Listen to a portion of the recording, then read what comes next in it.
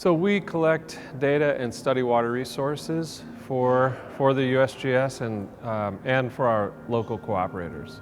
And so this is lake water levels, stream discharge, groundwater quality, things like that. Anything that has to do with water resources, we are usually out there collecting data and doing studies to help our state and local cooperators. So we use a lot of different kinds of technology. I mean, there's what we call pressure transducers. We use bubblers to sort of measure the height of the water. We do some drone work. We have a very interesting autonomous underwater vehicle. It's an AUV, looks sort of like a submarine. You can program it to go through a lake, take all kinds of measurements, or even along river systems. But yeah, we're always changing and expanding what we do and adding new technologies. The great thing about a conference like this, the South Carolina Water Resources Conference, is that it's not just scientists, but it's also scientists and managers, people that make decisions about water resources, talking with scientists.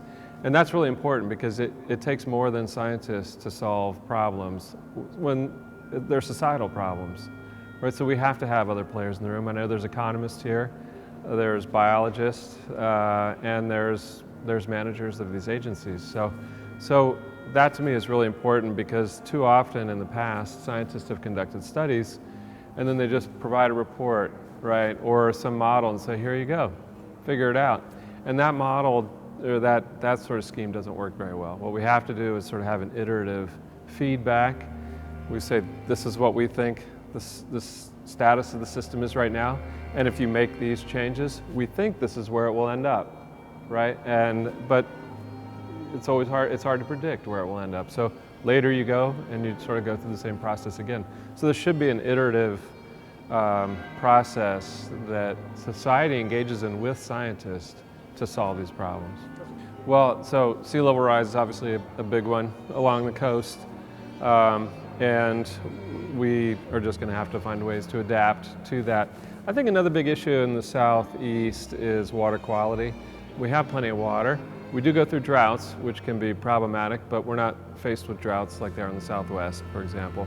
But it's that water quality and it's the accumulation of contaminants in our water that grows and grows and shows up in fish, it shows up in aquatic ecosystems, and it shows up in people in our tap water and our drinking water sources.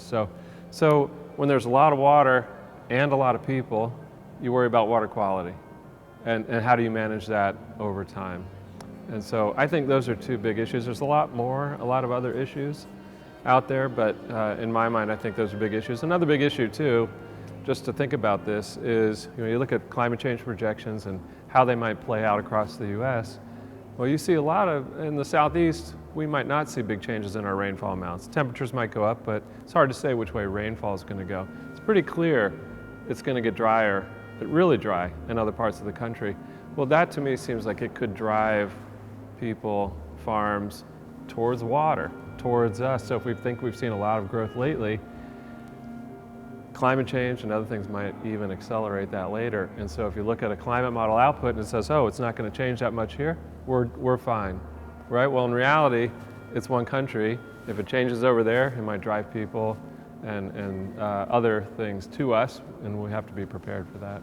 Well, it's sort of what I was getting at with the water quality and contaminants. There's things like PFAS.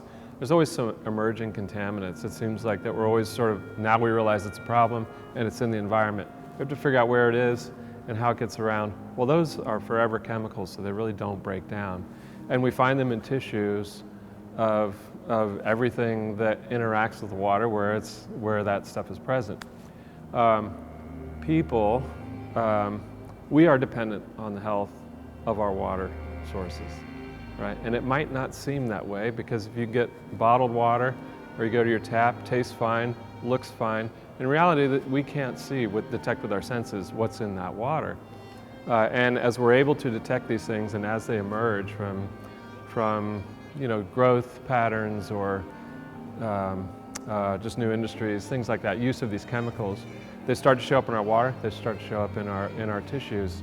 And so I said that people are aquatic biota, even though we don't breathe water like fish do, but we are as dependent. on our water systems as anything that lives in the water. It just might not seem like it on our day-to-day routines. That's really cool. Well, so I said it in my talk, but I think the primary role, one of the primary roles of the USGS is to support decisions by management agencies and the public to reduce risks and to minimize or mitigate those risks. And really, I think so much of what we do is really tied to that. And I would like if people keep that in mind when they think about a science organization like USGS. We do this all in cooperation with our partners, and really the idea is to protect life and property, and now and into the future, and our ecosystems. And so that's our primary mission, that's our primary purpose. I feel like it's going to be more important as time goes on. It's been gaining in importance as time goes on, and there's a lot of questions to address. So we're working as hard as we can, but we know there's a lot more to do.